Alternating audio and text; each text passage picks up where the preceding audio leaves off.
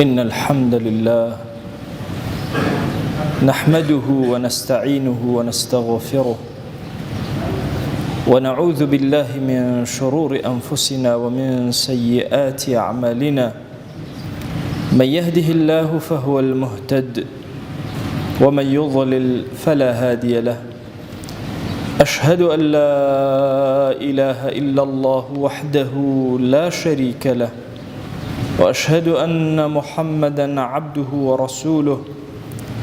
يا أيها الناس اتقوا ربكم الذي خلقكم من نفس واحدة وخلق منها زوجها وبث منهما رجالا كثيرا ونساء واتقوا الله الذي تساءلون به والأرحام إن الله كان عليكم رقيبا. لپاش سپاس و ستایشێکی بێهەمتا بۆ کردگاری مەزنوو داواکردنی درود و ڕەحمەت بۆ سەر گیانی پاکی پێشەوەی مرۆڤایەتی محەممەد صلی الله تعالى عليه وسلم. لە قورئانی پیرۆزدا و 11 جار رب العالمین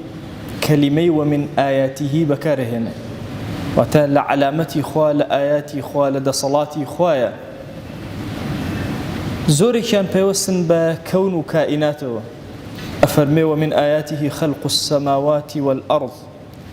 ومن آياته منامكم بالليل والنهار. لە ئاياتی خوایە دروستبوونی ئەم ئاسمان و زەوی، خەوتنی ئێوە بە شەو و ڕۆژ. ومن آياته الليل والنهار، هەر شەو و ڕۆژ خۆی بۆ خۆی علامەت و ئاياتی خوایە. ومن آياته أن تقوم السماء بأمره، أم أسمانا بسرتنا وراجراوا. ومن آياته أنك ترى الأرض خاشعة كالزوي أبيني أو نوتي دادا وسري كتشكرد وملي كتشكرد لبردم إنسانا. همو أمان آيات علامة إخوان جل جلاله. شون أم كونوا كائنات بياساء تبروا یەکێک لە ئاەتە پیرۆزەکان باسی ئوسرەکە، ماڵەکە کە ئەویش بە ئاەتی خوا و بە علامەتی خوای باس کردووە. ئەفەرمێ ومن آياته أن خلق لكم من أنفسكم أزواجا لتسكنوا إليها.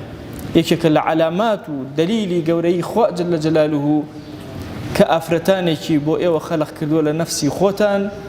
بۆی ئارام بن لەگەڵیانە و هێمن بن لەگەڵیانە، ئارامی ڕووتان تێبکە. ئوسرە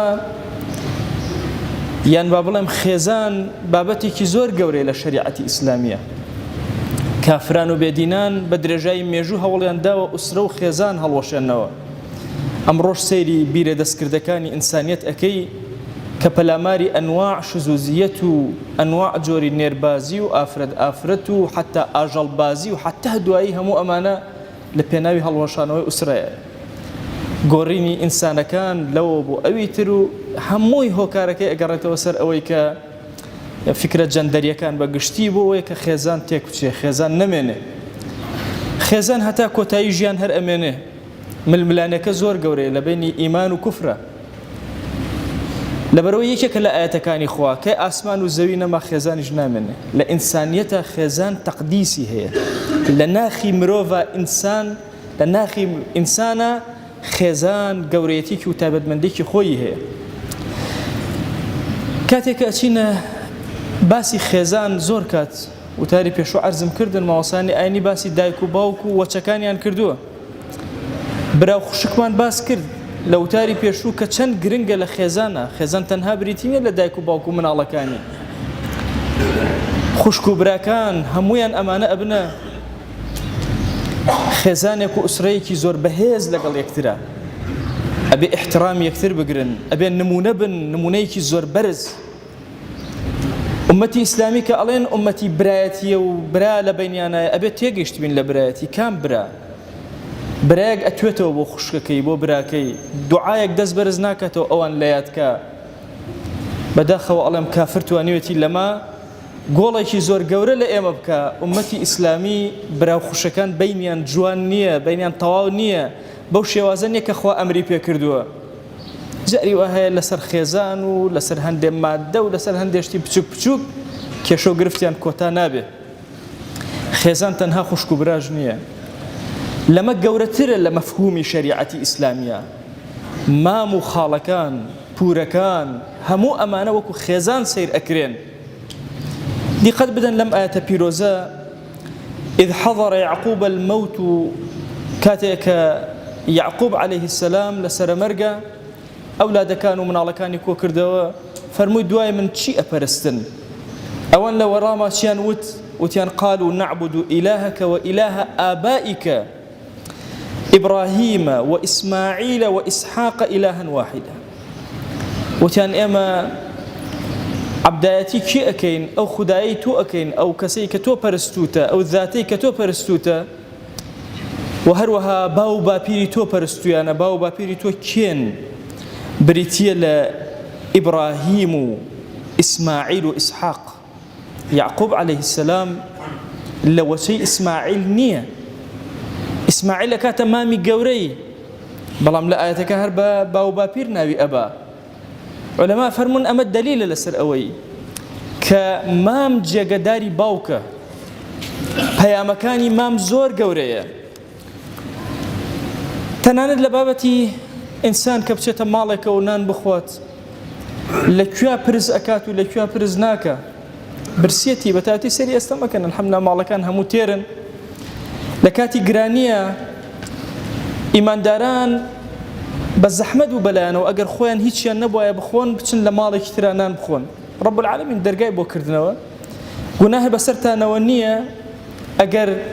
لە ماڵی یەکترا نان بخۆن. چەند ماڵێکی تەحدید کردووە لە قورئانی پیرۆزە. ئەفەرمێ هیچ جوناح و گوناهێکتان لەسەر نییە کە بچن لە ماڵەکانی خۆتانە ئەن تەئکولوا من بویوتیکم. لێرە عولەما فەرموون مەبەست ماڵی خۆت نییە، چونکە ماڵی خۆت هەر خۆت لێیە خۆی، مەبەست لە ماڵی وەچەکانتە. ئەگەر بچیتە ناو ماڵی کوڕ و کستە و شتێکت خوارد برسیت بوو گوناهێکت لەسەر نییە. ئەو بویوتی ئابائیکم ئەو بویوتی ئومەهاتیکم، ماڵی باوانەکانتان، باو باپیرتان، نەنکەکانتان، دایکەکانتان. ئەو بویوتی ئیخوانیکم ئەو بویوتی ئەخەواتیکم، براکانتان، خوشکەکانتان. ئەو بویوتی ئەعمامیکم ئەو بویوتی عەماتیکم، ماڵەکان، ماڵی مامەکانتان، ماڵی پورەکانتان لە تەڕەفی باوکەوە. ئینجا عەینەن ماڵی ئەخوال و خاڵەکانتان، ماڵی پورەکانتان لە تەڕەفی دایکەوە. واتە ئوسرە لە شەریعەتی ئیسلامیە مەفهومەکەی ئەمە نییە تۆ وا تێگەیشتبی تەنها خۆت و خێزان و مناڵەکانت. هەندێک جاریش دایک و باوکت. ڕاستە ماوەسانی ئاینی زۆر ئەم لایەنیان باس کردو لە ئوسرە، بەس لایەنەکانی تریش هەروەکو ئەوە هەیە. خزمەتی لە شەریعەتی ئیسلامیە زۆر گەورەیە، ئوسرە زۆر گەورەیە، ماڵداری زۆر گەورەیە کە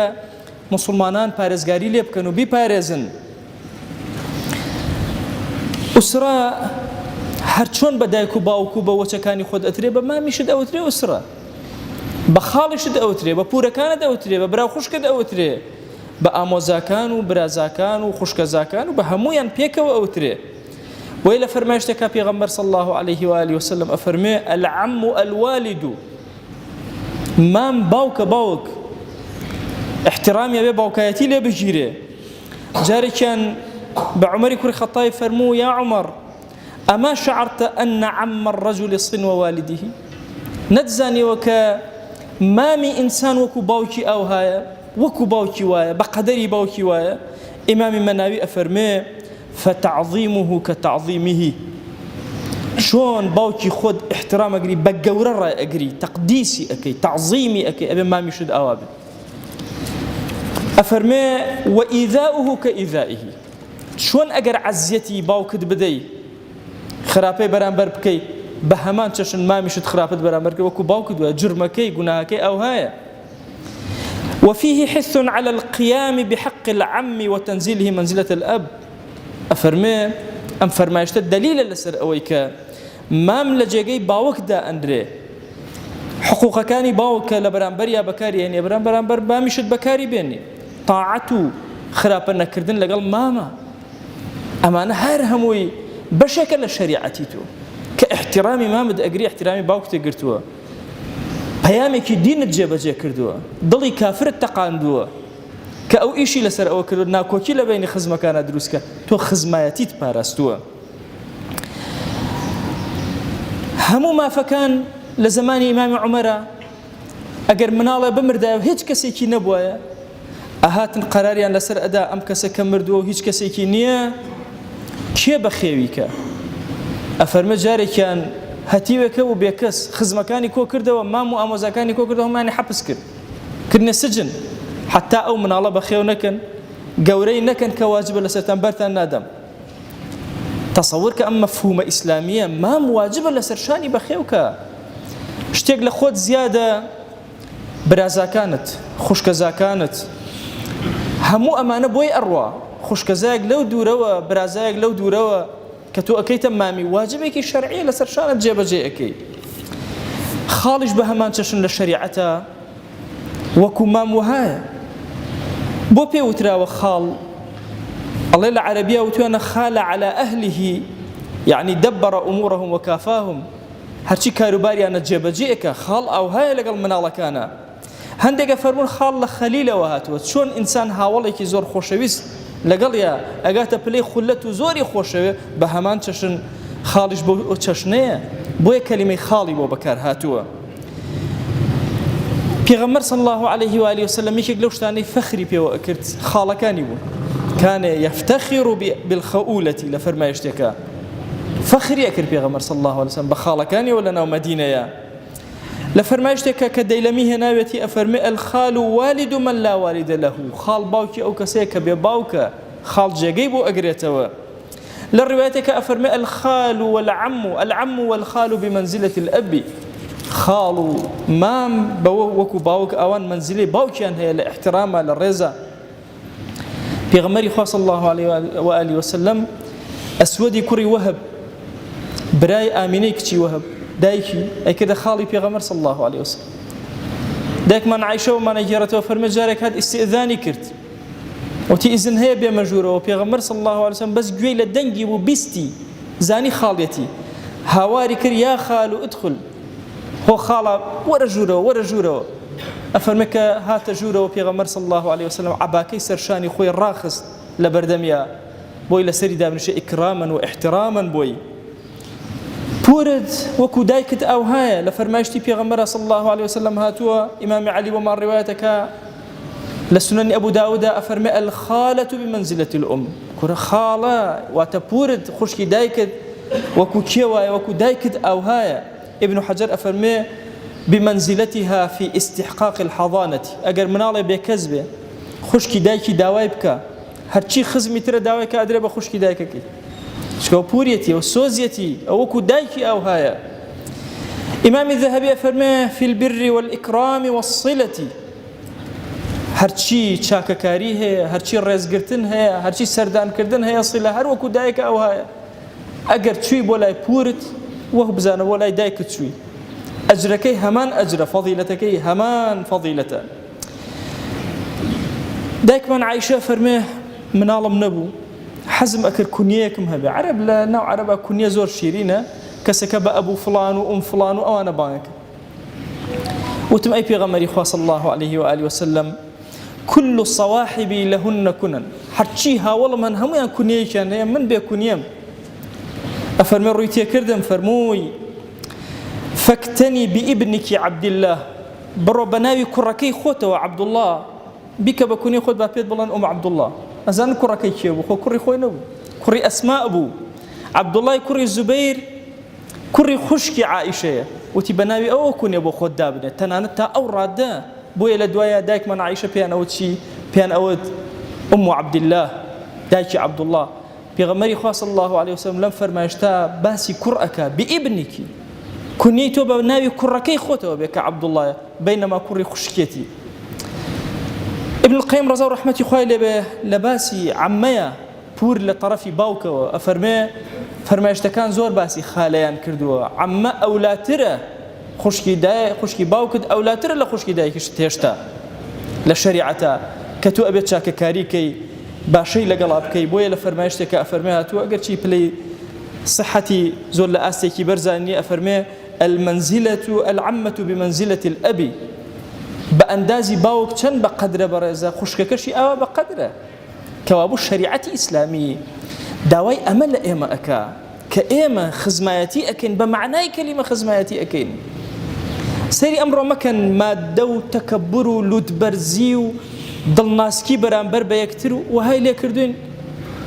لەگەڵ مامیا قسە ناکە لەگەڵ پوریا قسە ناکە سەردانی ناکە ئاگای لێ نییە ئەبێ ئینسانی موسڵمان لە ئاستێکی زۆر بەرزە مامەڵەکە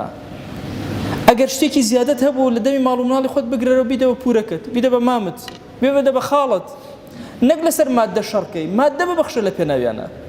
ئەمە مەفهومی ئیسلامیە ئەمە مەفهومی شەریعەتە ئێمە بەڕاستی لە ئەمڕۆیە ئەو عەولەمە جیهانی کە ڕووی تێ کردوین ئومەتی پێغەمبەر صلی الله عليه وسلم لە زۆر شتە حەضارەتە ئیسلامیەکەی لەدەست داوە فکرە غەربیەکە خەریکە جێگەی ئەگرێتەوە بە هیچ شێوازە کەسەکە گوێ بە خزمەکەی نادا بە مامی نادا احترامی مام چەند گەورەیە ئەگەر باوکت نەماوە دەستکە بە پشتوێنی خاڵتە بە پشتوێنی مامتە ئەمانە پشتی تۆن ئەمانە فەضیلەتی تۆن ئەمانە گەورەی تۆن احترامی ئەمانە احترامی دینە ئێمە بە عیبادەت احترامیان ئەگرین بە عیبادەت لەگەڵیانە ئەجوڵینەوە ئەم خزمەتیە هەرچی زیاتر قسەی لەسەر کرێ و کاری لەسەر کرێ و ئیشی لەسەر کرێ دڵنیابن شەیاطینی ئینس و جن پێ ئەتەقن ئیشی شەیاطینی جن ئەمەیە مشکلە لە ماڵەکانە دروستکە شەیاطینی ئینسیش هەموو بوخەکانیان ئەمڕۆ هەرچی کەناڵی ئەعلامە کار لەسەر ئەوکە خێزانەکە تێک بدا جوانی کۆمەلگای کوردەواری ئەبەو ماڵداریەوەیە کەماوە ئەبەو خزمەتیەوە کەماوە ئەبەو جوانی ئیسلام و بۆنی پێغەمبەرە صلی الله عليه وسلم کەماوە بۆیە ئەبێ بە خۆمانە بچینەوە سەیری مفرەدەی ژیانی خۆم کەمەوە لەگەڵ کام پورما لەگەڵ کام مامما کام خاڵما هەڵەیەک هەیە خەلەلێک هەیە چارەسەری کەم من بەشێکە لە شەریعەتی من بەشێکە لە حەضارەتی ئیسلامی ئەبێ ئومەتی پێغەمبەر صلی الله عليه وسلم کاری لەسەرکە ئیشی لەسەرکە بەهێز بێ لەم خاڵە نابێ پاشەکشەکەین نابێ خۆمان بدەین دەستی کافران و بێدینان و ئیعلامێکی بێکەڵک کە ئەمڕۆ ئیشەکە لەسەر داڕمانی ئوسرە و خێزان ئەبێ لەو پەڕی جوانیە و قەداسەتە ماڵەکانمان خزمەتیەکانمان ڕاگرین خوای گیان لێت ئەپاڕێنەوە لێت ئەلاڵێنەوە ڕەحمەت و بەزەی خۆت بەسەرمانە ببارێنە محبەت و خۆشەویستی لە نێوانمانە زیاد کە یا ئەکرەم الئەکرەمین ماڵەکانمان پارێزراو کە یا رب العالمین خوای داوات لێ ئەکەین بە ناوی جوانت بە صیفەتی بەرزە بە ئیسمی عەظەمت ئیمانمان سەلامەت کە یا ئەکرەم الئەکرەمین خوایە ئیمانمان سەلامەت کە یا رب العالمین إلهي داوات لي أكين لم زمن فتنة خومان مال ومنال من خزم وكسمان هموي بارز راوك يا رب العالمين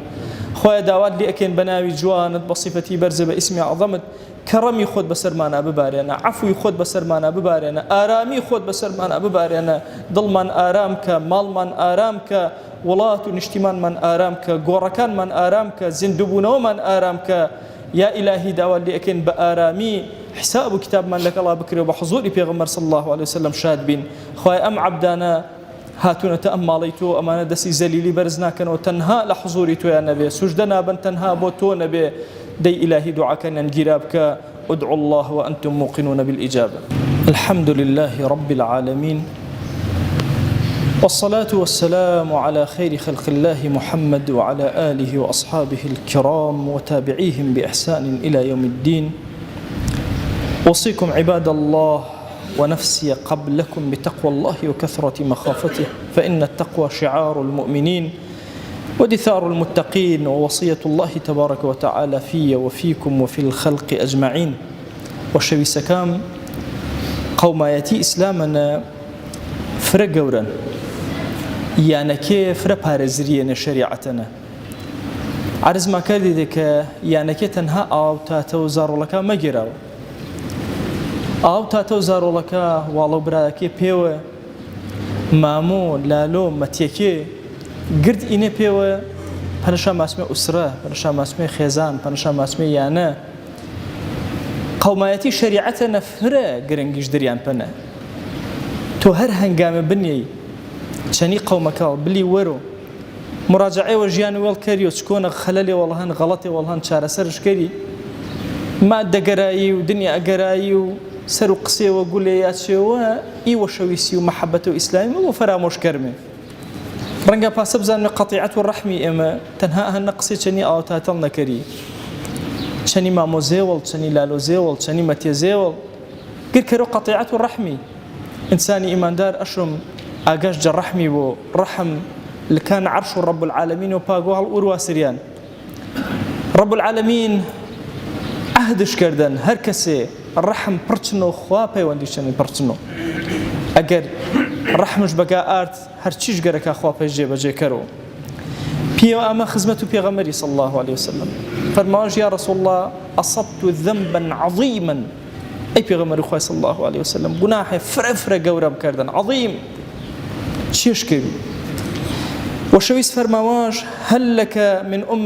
هنا فرماواش نا والله أي پیغمبر صلى الله عليه وسلم نمنن وفاتش كردن فرماواش هل لك من خالة والي منن فرماواش بالله أي پیغمبر خواه صلى الله عليه وسلم فرماواش فبرها دلو خاصة شني آي كره خواتنا الوجب إحسان شني قومك بما يكفارتي إمام غزالي فرماوا بعض جناحي نسرو إنسان قد خواتنا جوجمه إلا بخاصة شني قومك شني جوج نوع جناحك شانن صجر شون ما كرو توبة كرو خو عفوش ما كرو خاصة شكر شني قومكاش خو عفوش كرو إما أرونا إنامي جنگ فرق ورنا كافر قردو الدنيا إنسو جن شاكوبيني هلمة ما بي أمتي إسلامي قرشان يانا كاما تيكي دا ويران شاكرا ملويرة إما أمتو بيغمري صلى الله عليه وسلم أشون فربه الشياري ما مالا كرمي أقام أتشنبو نقن مداو كافرا چي جنگنا ندور ريمي أقر قوماتي الكرد دل نيابة جنگ كان وراورو كافرا ور استنيو مارين قولويتو طرفويتو أقر آماج دس الكربة من جميع تاني شاب تاني أي جنگ وتاني أي قصنا كردي وتاني أي مشكلة دروس كردي بزانا كوتاني تشيرو كاريجري كافراوا تشيرو كاريجري حضارته كافريو بيوصل باينا وتر باليوم مراجعة كريو بخوا عيبه وفرق ورن بين عائلة كان قصنا كردي ومشكلة دروس كردي وسرو تشيو يقولانا ضل جاي كتير عادس كردي ولوت كردي عاسمان وتكبر كردي وراورو يكتريو زرو ما ده شيء إنسان قوماتي بينا وشنا بنيورة دين بينا كما سو قوماتي يعني دين وردمو ما دوسر سامي بنيورة واجد دينا كجبارو بينا وتشيشنا شيء ما دينا أما أمته بيغمري صلى الله عليه وسلم قر هنقام عبادتنا هنقام قوماتيش ما هر عبادته دعوة كرو جزاتو باكو پروردگاري قوماتي دلئي ملتو إمانا زياتر كرو خاصتر كرو جوانتر كرو وشويسي بين ما نفرتر كرو وأوصيكم أيضا بالصلاة والسلام على رسول الله حيث أمرنا الله تبارك وتعالى في محكم تنزيله قائلا إن الله وملائكته يصلون على النبي يا أيها الذين آمنوا صلوا عليه وسلموا تسليما اللهم صل على سيدنا محمد وعلى آل سيدنا محمد وبارك على سيدنا محمد وعلى آل سيدنا محمد كما صليت وباركت على إبراهيم وعلى آل إبراهيم إنك حميد مجيد اللهم اغفر للمؤمنين والمؤمنات وللمسلمين والمسلمات ولمن أنشأ هذا المكان اللهم أعز الإسلام والمسلمين وأهلك الكفرة والملحدين اللهم انصر من نصر الدين واخذل يا رب من خذل الإسلام والمسلمين اللهم آت نفوسنا تقواها فزكها أنت خير من زكاها أنت وليها ومولاها آمين آمين والحمد لله رب العالمين أقم الصلاة يرحمك الله